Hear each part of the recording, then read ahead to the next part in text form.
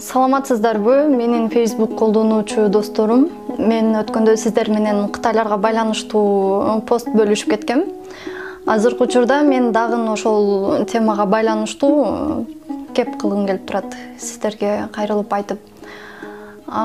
Мен өткөндө жумуштарым менен байланыштуу такси заказ кылгам.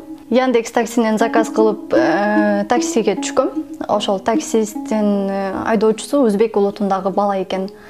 Анан ал бала мага айтып атпайбы, силерде кытайлар аябай көбөйүп кетти деп. Чынында ойлоп отурсам, бизде кытайлар абдан көбөйүп кетти. Жолдорубузду көп, ишканаларыбызды алып, Жалал Абадтагы кең байлыктарыбызга чейин ээлеп, ойлоп отурсам, аябай кытайлар көп.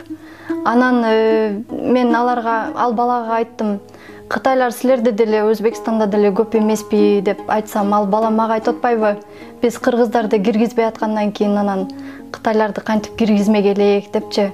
Мен ошол күндөн бери арданып жүрөм. Чынына келгенде бизде кытайлар аябай көбөйүп кетти. Бүгүн бул теманы эмнеге ачкан турам? Жогорку кеңешинин депутат айымы ушул кытайларга визасыз кирүүгө, туристтерге визаны жоюп салууну сунуштап жатат.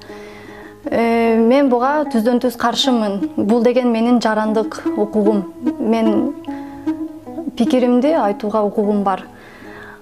Бул кытайлар деген биздин азыркы учурдагы эң чоң көйгөйүбүз. Булар деген курт-курмусканан баштап адамга чейин жеп жаткан адамдар. Булардын бизге пайдасы тийбейт деп айта алам. Себеби биз деген аларга визасыз кирүүгө макулдук берип койсок, биз деген айтып атат Россия, Америкаларга окшоп деп, биз аларга салыштыра турган өлкө эмеспиз. Биз деген алар деген дүйнөлүк чоң мамлекеттер, державалар. Биздин алардай күчүбүз жок. Аларга кытайлар визасыз кирип чыкса, алар киргенден кийин чыгарып койгонго мүмкүнчүлүктөрү бар, кудурети жетет. Биздин андай мүмкүнчүлүктөрүбүз жок. Биз деген өзүбүздүн кошуна алсыз өлкөлөр менен түздөн түз туруп таймашканга күчүбүз жетпегенден кийин кытайларга биз такыр күчүбүз жете албайт. Алар киргенден кийин чыгарышын ойлош керек. Биз аларды мен каршымын бул визасын жоюп койгонго.